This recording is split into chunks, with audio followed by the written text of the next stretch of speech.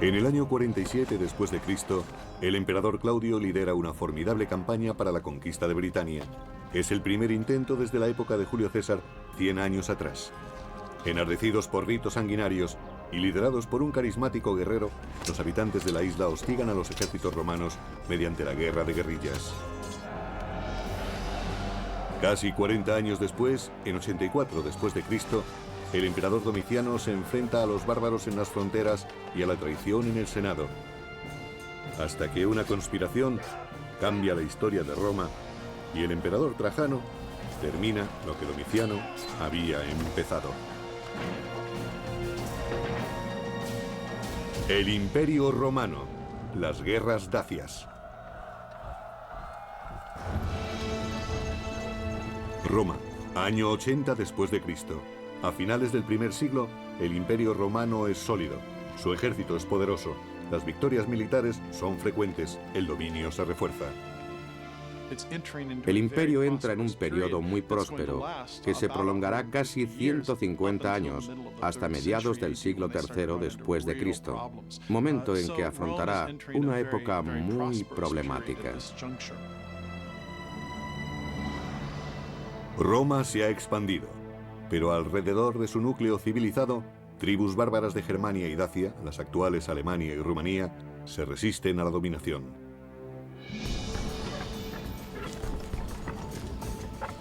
Los más problemáticos son los dacios. Su rey, Decébalo, se dedica a atentar a las tribus vecinas con esclavos y oro, a cambio de aliarse a él contra Roma.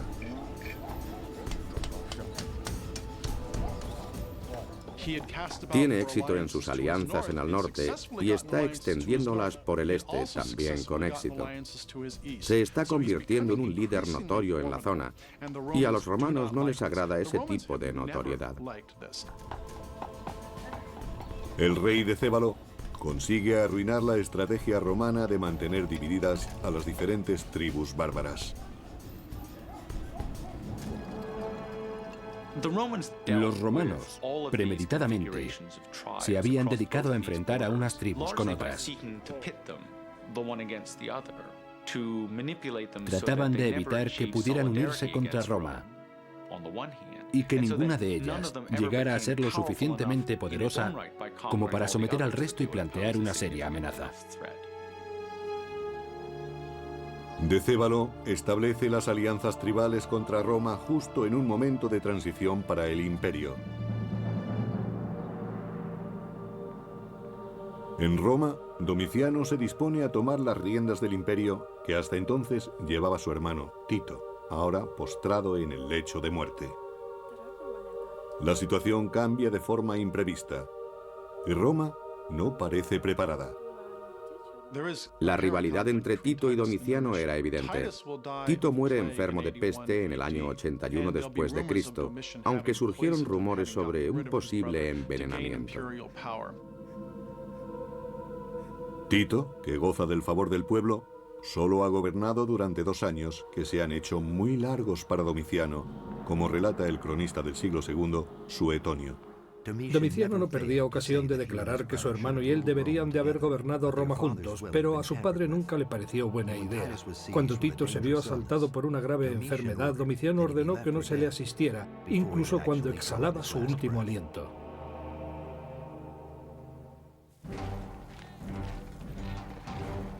El poder de Roma se basa en la fuerza de su ejército. Para demostrar que su valía es comparable a la de su padre y su hermano, Domiciano deberá conseguir prestigio en el campo de batalla.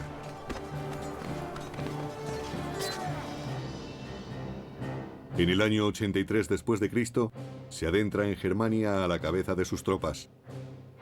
En las orillas del Rin y el Danubio, hará una demostración de poder. Pero Domiciano tiene otros enemigos aparte de los bárbaros.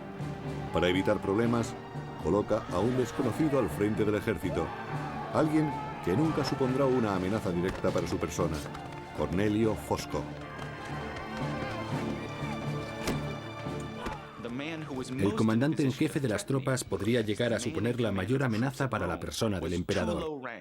Y conviene que pertenezca a un estrato social bajo. Esta maniobra estratégica era habitual entre los emperadores. Domiciano escoge un grupo de germanos sin apenas preparación ni armamento para enfrentarse en la batalla. Los emperadores solían emprender campañas militares para ganar prestigio si consideraban que su posición no estaba afianzada. Suponemos que Domiciano, que no era muy querido por el pueblo, querría fortalecer sus lazos con el ejército, y la mejor manera de lograrlo era emprender una campaña exitosa frente a un enemigo débil. Los germanos son aplastados y Domiciano agasaja a sus legiones, subiendo su soldado un 25%. Después se autoproclamaría germánico, conquistador de los germanos.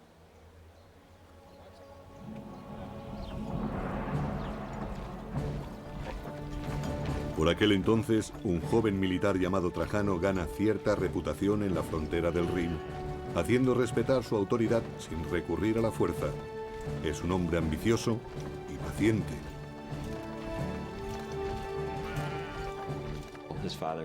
Su padre había servido eficientemente en varias campañas bajo el reinado de Vespasiano. Aunque en su abolengo había senadores y cónsules, Trajano no pertenece a la élite propiamente dicha del Senado romano. Se podría decir que proviene de un entorno humilde. Trajano sirve a Roma a la espera de una oportunidad para hacerse notar ante el nuevo emperador. Pero al norte, los dacios trabajan a destajo en sus armerías, forjando espadas y lanzas, respondiendo a las órdenes de su rey, Decébalo. Este sabe que la guerra contra Roma se acerca y quiere que los suyos estén preparados. El historiador Casio Dio lo describe así. Gran conocedor de la guerra, Decébalo sabe cuándo atacar y cuándo retirarse. Es experto en emboscadas y escaramuzas.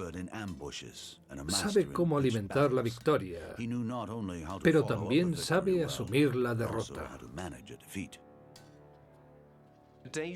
Aparte de los romanos, los dacios constituían probablemente la civilización más avanzada de la cuenca del Mediterráneo en aquel momento. No sorprende, por tanto, que supusieran una amenaza real.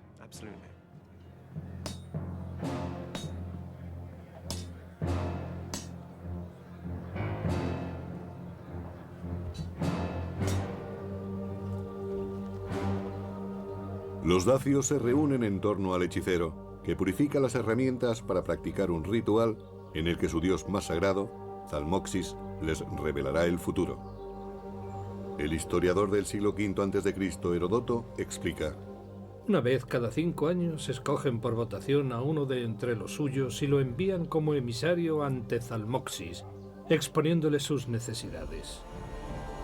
Si el mensajero muere en el ritual, creen que los dioses se mostrarán favorables.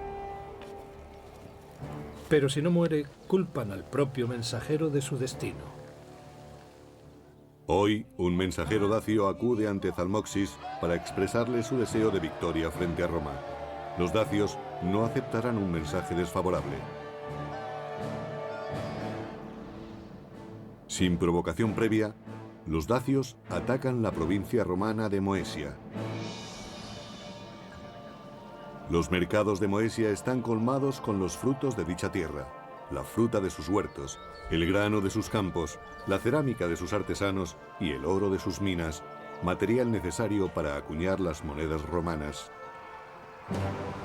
Aprovechando la escasa vigilancia en esa parte de la frontera, los dacios se adentran en la provincia tomándola por sorpresa. Siembran el caos y matan a cualquiera que intente detenerlos, incluso al propio gobernador de la provincia.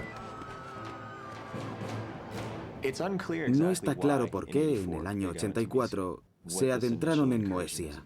Aquel territorio les había pertenecido anteriormente. Al menos parte de Moesia había sido de los dacios y probablemente quisieran recuperarla, o tal vez se trataba simplemente de demostrarle a Roma que tenía puntos débiles.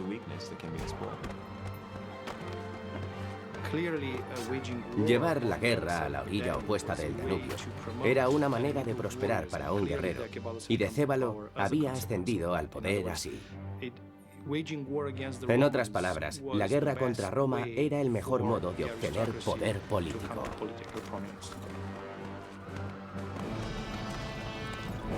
Cuando la frontera se ve atacada, el inexperto emperador reúne a sus tropas contra la amenaza bárbara.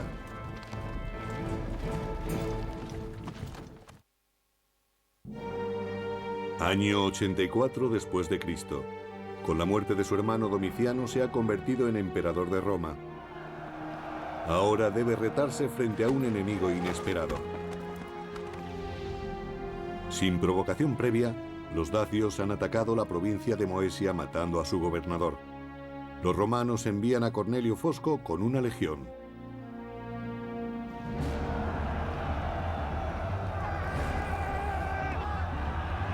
Los dacios llegan por todas partes. La incursión en Moesia es más que un simple levantamiento contra Roma.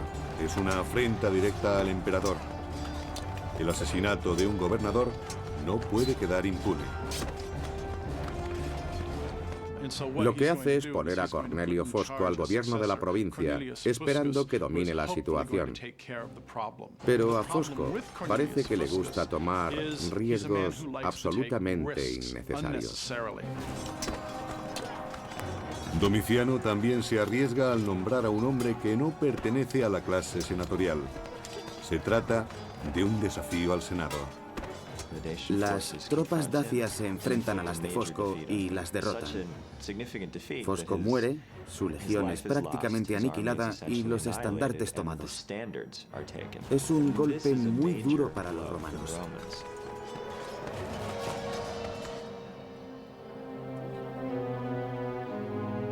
Roma paga la inexperiencia de Domiciano con la sangre de sus legionarios. La guerra alcanza a la propia capital. La aristocracia romana se ve obligada a financiar el costoso ejército de Domiciano. El emperador no se detiene ante nada a la hora de llenar sus arcas, según el cronista del siglo II, Suetonio. Arruinado económicamente por el coste de las obras y los espectáculos y por el incremento de las soldadas, Domiciano se dedica a robar sin pudor. Se ampara en cualquier argucia legal para apoderarse de las propiedades de vivos y muertos. De esta manera se convierte en causa de terror y odio ante los ojos de todos.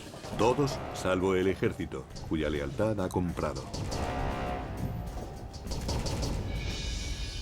Con un nuevo general en el lugar de Fosco, el emperador Domiciano despliega a sus soldados más allá de las fronteras, en Tapae, Dacia. El emperador debe derrotar a Decébalo y recuperar el honor perdido. Depende de sus tropas auxiliares, mercenarios extranjeros al servicio de Roma. Roma tiene que hacer algo. No se trata únicamente de haber perdido 2 gobernadores, es una cuestión de prestigio.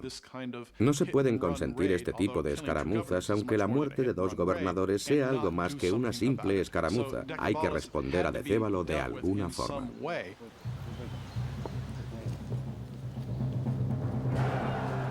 Ahora que se enfrentan de nuevo, Roma está determinada a solucionar el problema de una vez por todas. Los dacios son terribles guerreros, pero el ejército romano, acompañado de tropas auxiliares formadas por aliados bárbaros, no piensa retroceder. Para los dacios, luchar contra el ejército romano suponía un gran reto, no solo porque se enfrentaban a soldados profesionales, sino porque estos iban acompañados de tropas auxiliares y desconocían su forma de combatir. Nunca antes se habían enfrentado a esas gentes, no sabían qué aspecto tenían, no sabían cómo luchaban. Podía resultar terrible. Tras el combate, Decébalo y sus hombres se ven superados y se retiran. Pero las circunstancias no permiten que Domiciano pueda aprovechar su ventaja sobre los dacios. Mientras que Domiciano se enfrenta a Decébalo y los dacios, el gobernador de una provincia germana decide rebelarse.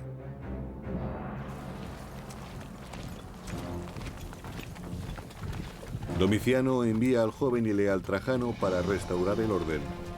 La revuelta es aplastada y el cabecilla rebelde capturado. El problema interno al que se enfrentó Domiciano en el año 89 aparentemente estuvo motivado por la insatisfacción de uno de sus comandantes y sus legiones. El general Saturnino intentó proclamarse emperador aprovechando la coyuntura de las guerras dacias. Trajano sofoca el levantamiento de Saturnino y se gana la estima del emperador. Como recompensa, Domiciano le nombra cónsul en el año 91 y al parecer le concede el gobierno de 2 puestos militares en la frontera, lo cual conlleva una enorme responsabilidad.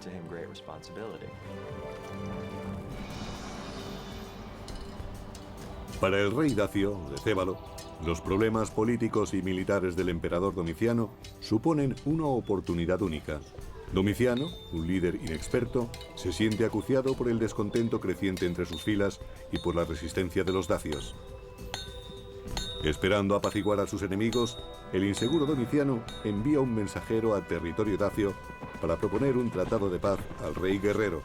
Algunos lo consideran un gesto de debilidad.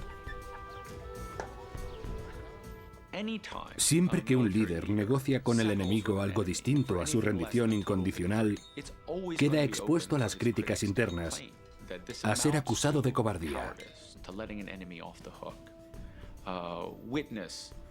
Es algo similar a las críticas emitidas en nuestros días contra George Bush por dejar que Saddam Hussein permaneciera en el poder tras la Primera Guerra del Golfo.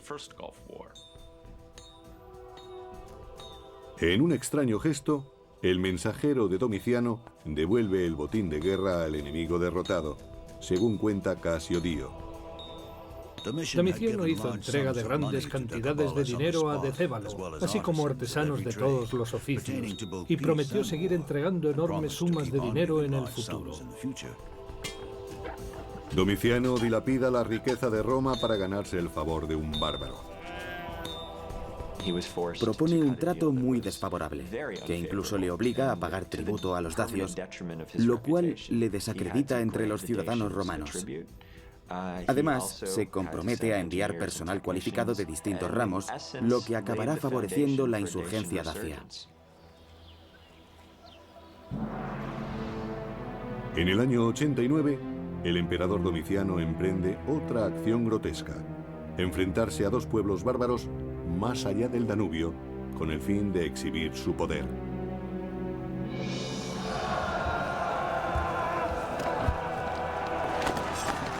Pero subestima al enemigo y escatima tropas.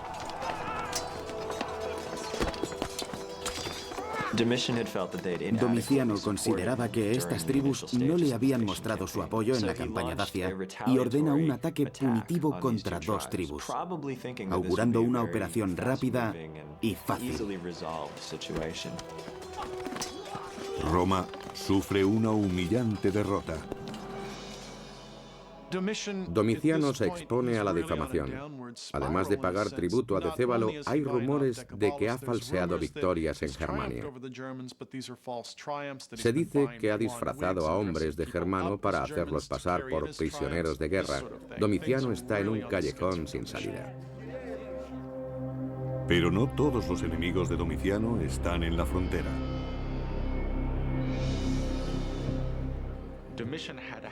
Domiciano tenía por costumbre eliminar a sus rivales políticos y en momentos de crisis destapaba supuestas conspiraciones en el Senado y practicaba purgas entre los senadores. En el año 93, Domiciano se autoproclama Dominus et Deus, Dios y Señor. Se ha convertido en un ser impredecible, vengativo y peligroso. Sus allegados vivían bajo una amenaza constante. Sospechaba que alguien lo asesinaría si él no lo hacía antes.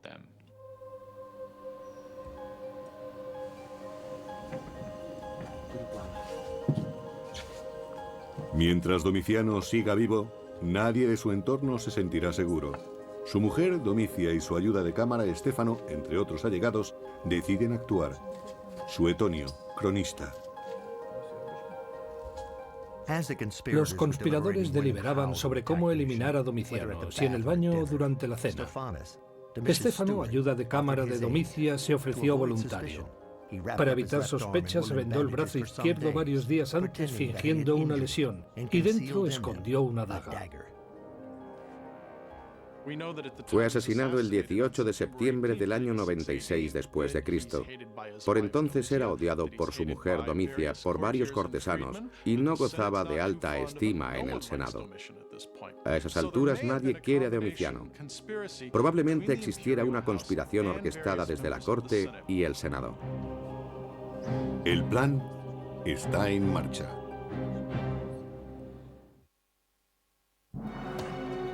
Considerando que no ha de responder ante nadie, el emperador Domiciano se ha ganado el odio de todos. Ha soliviantado a los aliados de Roma y ha dilapidado su riqueza creándose enemigos.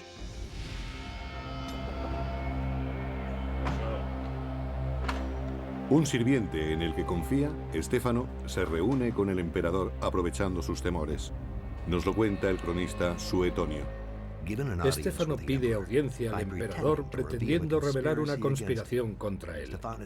Le entrega un rollo con pruebas falsas y le apuñala mientras lo lee.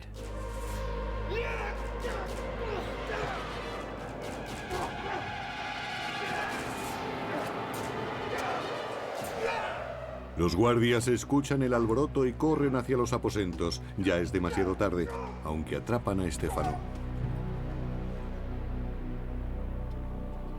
Domiciano solo tiene 45 años cuando es asesinado. Su mandato ha durado 15 años.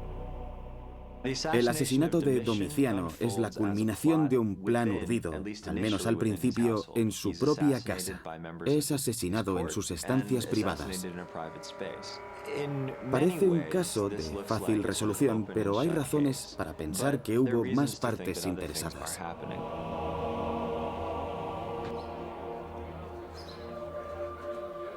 La muerte de Domiciano deja al Senado en una posición ventajosa, de acuerdo con el historiador Suetonio. La gente acogió la muerte de Domiciano con indiferencia. Solo los soldados se entristecieron e intentaron que se le recordara como Domiciano el dios. Los senadores estaban tan entusiasmados que les faltó tiempo para insultar al emperador muerto, derribando sus estatuas, borrando su nombre de las estelas y destrozando sus representaciones. El Senado no pierde el tiempo y nombra a otro emperador. Inmediatamente después del asesinato de Domiciano, el Senado designa a uno de sus miembros como su sucesor, un hombre llamado Nerva, anciano, sin hijos y sin méritos militares. Las razones de esta elección son evidentes. Nerva es elegido con asombrosa prontitud. Era el candidato idóneo. Todo el mundo lo acepta porque es viejo, achacoso, no tiene hijos. En suma, se trata de un emperador de transición y así el Senado se puede conceder una prórroga. Nerva es consciente de que su nombramiento es temporal y actúa rápido. Antes de verse forzado a abdicar o incluso a ser asesinado por su falta de autoridad, pone junto a sí a un hombre que le complemente, alguien con las cualidades que a él le faltan, y le conceda el respeto del ejército. En tan solo un año, Nerva adopta al general Trajano como heredero y le nombra coemperador. La historia no ha desvelado todavía si Trajano formó parte de la conspiración contra Domiciano. Es poco probable que Trajano estuviera relacionado, pero seguramente tuviera conocimiento de ello, lo que tampoco significa que lo aprobara. Quizá lo supiera, pero aceptara que se trataba de una circunstancia que no podía cambiar y la asumía como tal.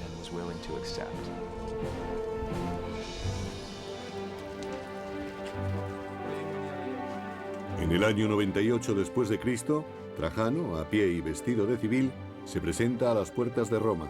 Está prácticamente irreconocible. Acaba de ser nombrado emperador único tras la muerte natural de Nerva. Es recibido como un héroe una vez que los guardias se percatan de quién es. Todos celebran la llegada de Trajano a Roma. Es un emperador relativamente joven, predispuesto a colaborar con el Senado en el gobierno del imperio. Se considera el inicio de una nueva era. A simple vista queda claro que Trajano es lo opuesto a Domiciano. El historiador Plinio elogia la presentación del nuevo emperador. Tu entrada nos encandiló y sorprendió. Tus predecesores tenían que ser llevados a hombros, puesto que no se conformaban con el tiro de 4 caballos blancos. A ti, en cambio, te bastó con tu esplendorosa presencia. Tenía el aspecto de los estamentos más relevantes y de quienes escribían la historia. Por eso, Trajano es recordado como un buen emperador.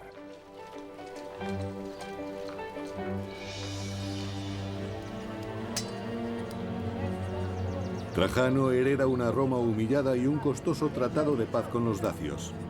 Gracias a Domiciano, dichos bárbaros reciben arsenales romanos, desertores de las legiones y cada año una gran parte de la riqueza de Roma. Trajano no piensa tolerarlo.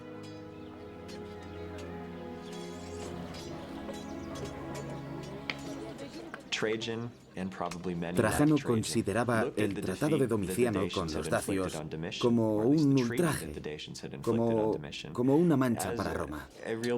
Y estaba decidido a hacer algo al respecto y a solucionar el problema.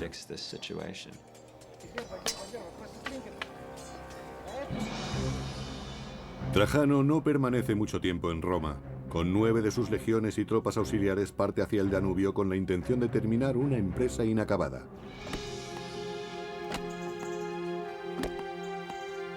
Consolida la presencia de Roma en la frontera y se prepara para una larga contienda a lo largo del Danubio. Antes de enfrentarse a los dacios, debe crear una infraestructura de apoyo a sus tropas. Solo entonces, de acuerdo con el historiador Casio Dio, estará preparado para reparar el daño causado por Domiciano y para devolverle a Roma el prestigio perdido. Repasó sus acciones del pasado y se lamentó por la cantidad de dinero que recibían anualmente, y observó que su poder y su orgullo no paraban de crecer. Pero Trajano no solo buscaba venganza. Varios motivos llevaron a Trajano en busca de Decébalo: la venganza y el honor patrio, quizá también la necesidad de todo nuevo emperador por ganar prestigio y autoridad para afianzar su posición. Supongo que fue un poco de todo. La campaña requiere un esfuerzo enorme. Trajano dedica todo un año a construir fuertes, carreteras y puentes. Era una zona de difícil acceso para los romanos, y había que realizar muchas obras de ingeniería, simplemente para cruzar el Danubio, de orillas muy accidentadas. En el año 101 después de Cristo, Trajano está preparado. El prestigio militar de Trajano le precede, y Decébalo pretende que no saque partido de ello. Para evitar que el tesoro dacio caiga en manos romanas, decide enterrarlo en un lugar tan solo conocido por él y por su hombre de confianza, Vicilis. Dacia era una región bastante rica, por tanto muy tentadora para Roma. Los recursos naturales de la zona hacían que la campaña, si no resultaba provechosa, al menos pudiera mantenerse por sí sola. Y si consideramos que Trajano tenía grandes ambiciones de conquista y también grandes ambiciones personales, es lógico que se fijara en Dacia.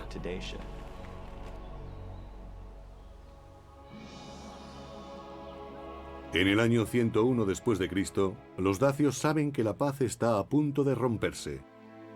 Muchos deciden huir.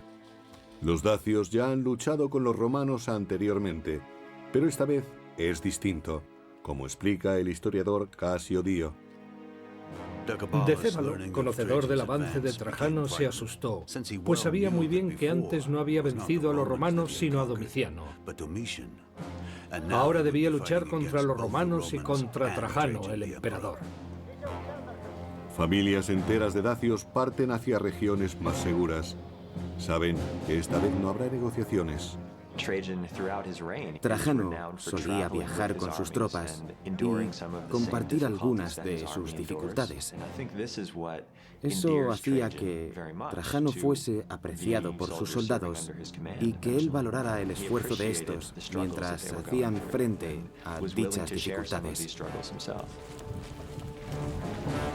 Las tropas romanas avanzan camino de Dacia. El nuevo emperador romano ha reconciliado al Senado con el ejército. Busca gloria para Roma y prestigio personal enfrentándose a los dacios en Tapae. Año 101 después de Cristo. El rey dacio Decébalo conoce las técnicas de combate romanas y también sabe aliarse con los enemigos de Roma. Decébalo trató de establecer alianzas no solo con pueblos extranjeros, sino también entre los nobles dacios, y creó una fuerza de combate magnífica, aunque no tan sofisticada como la de los romanos. En cualquier caso, estaban organizados y tenían capacidad para vencer puntualmente a los romanos. No hay que olvidarlo. Pero no es suficiente y Decébalo lo sabe. Vacilante, envía incluso una propuesta de paz a Trajano. Este la rechaza. El emperador solo piensa en la victoria, cueste lo que cueste, según Casio Dio. Trajano se enfrentó al enemigo, mató a muchos de ellos y vio a muchos heridos entre los suyos. Y cuando las vendas escasearon, se dice que redujo su propia ropa a tiras para hacer más.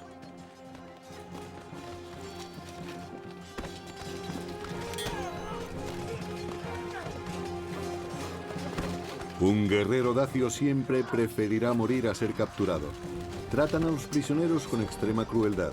Son entregados a las mujeres dacias para ser humillados, torturados y finalmente asesinados.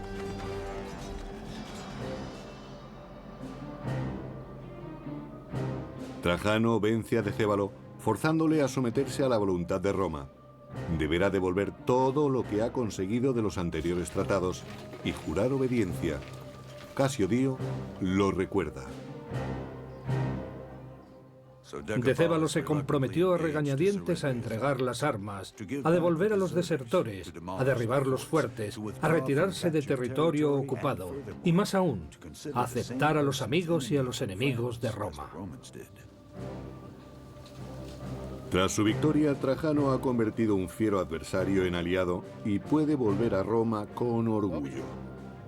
Pero el tratado no tiene el efecto deseado y no apaga la sed de sangre de Decébalo, que conoce la tecnología bélica romana y cree poder contrarrestarla.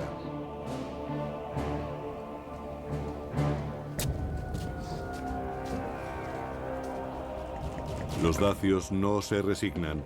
Despojados del armamento romano, han empezado a construir el suyo propio. Con armas y tropas renovadas, expanden su territorio desafiando a Roma. No está muy claro por qué Decébalo decidió romper el tratado. Probablemente Decébalo estaba convencido de que una nueva guerra contra Roma era inevitable.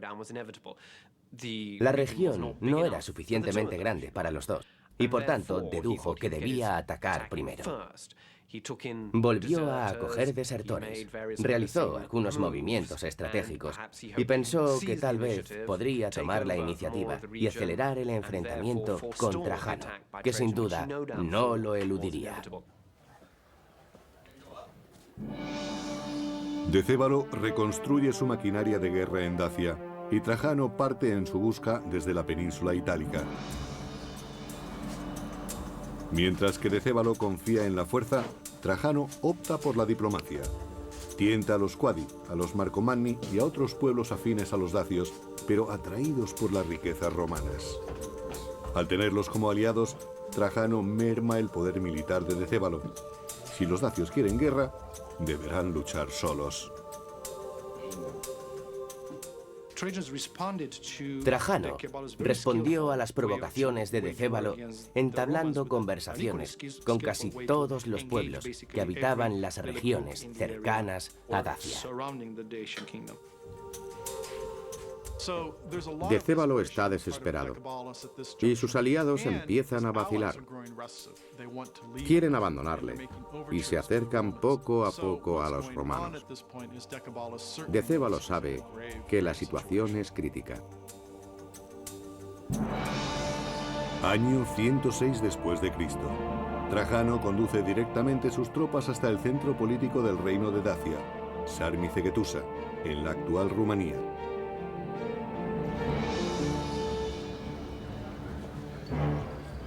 En el interior de la ciudad fortificada, los dacios se preparan para el sitio. Ponen todas sus esperanzas en las gruesas murallas, pero si los romanos llegan a hacer brecha, reaccionarán. El fuego y el aceite no dejarán nada de provecho a los romanos.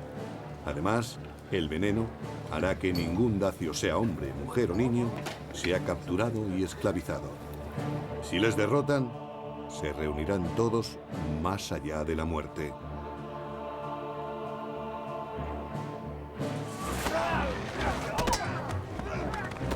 En el camino hacia la capital dacia, Trajano acomete numerosos enfrentamientos.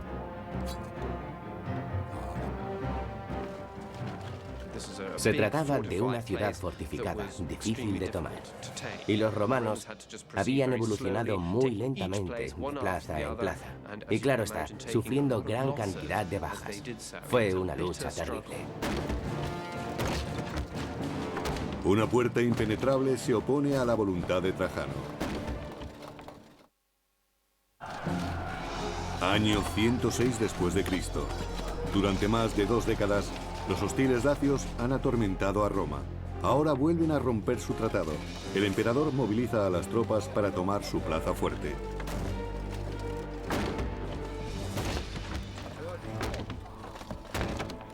Los dacios han combatido ferozmente para mantener a los romanos lejos de Sarmizagetusa.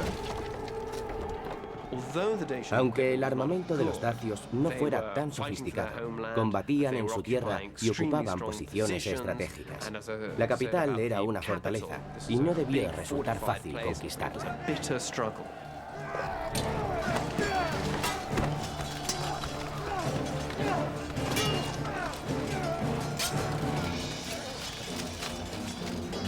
Parte de las tropas romanas logra traspasar la muralla.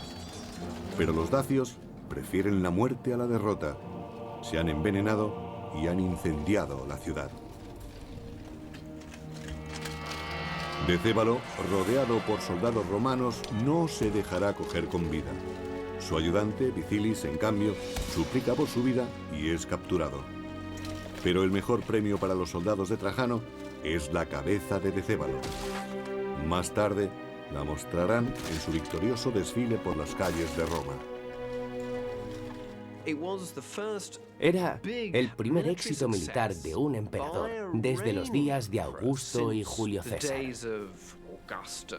Le situaba, por tanto, en un lugar privilegiado.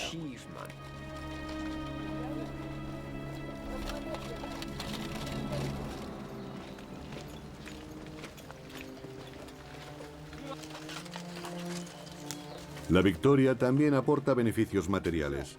Vicilis conduce a los soldados romanos hasta el tesoro del rey. La suma de oro que Trajano recibió o tomó durante la conquista de Dacia fue enorme. Había sido escondida por los dacios en el lecho de un río. Estas riquezas, junto con las extraídas de minas de Dacia, llenaron las arcas de Roma.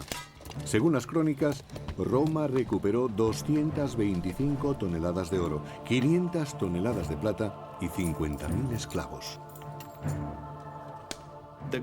El oro y la plata del botín tomado a los dacios se empleó para financiar una formidable campaña de obras públicas, a un nivel nunca antes visto en Roma.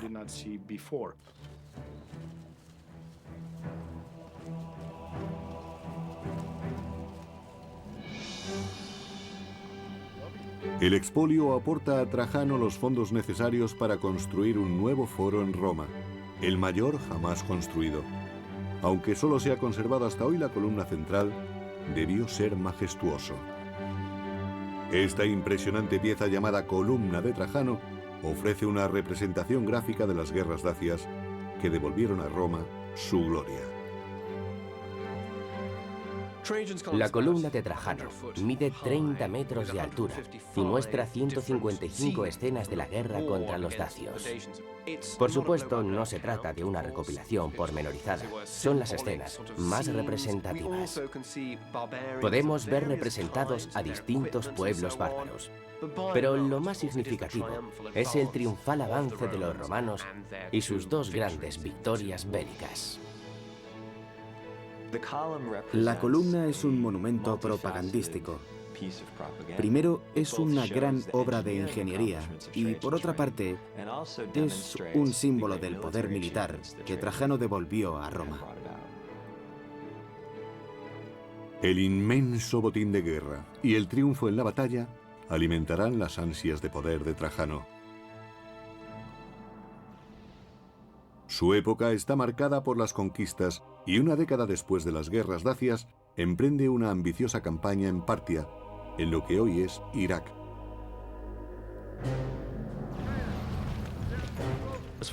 No existían razones estratégicas para declarar la guerra a Partia. Fue la actitud de Trajano y la de sus consejeros, sedientos de conquistas, la que llevó a la guerra con Partia. Trajano disfruta del éxito antes de obtenerlo, pero ha subestimado a su enemigo. Los partos se dispersaban ante los ataques de la colosal máquina militar romana, anulando su estrategia de guerra abierta. De esa forma los mantuvieron en alerta durante todo un año. Los destacamentos romanos caían en las trampas constantes del enemigo. Se podría comparar con la guerra de Irak. La máquina militar estadounidense se topó con levantamientos por todas partes. Trajano, viejo y enfermo, se ve a sí mismo como el nuevo Alejandro, conquistador del mundo. Pero en el año 117 parece evidente que no cumplirá sus sueños. Sus planes han llevado a Roma al límite.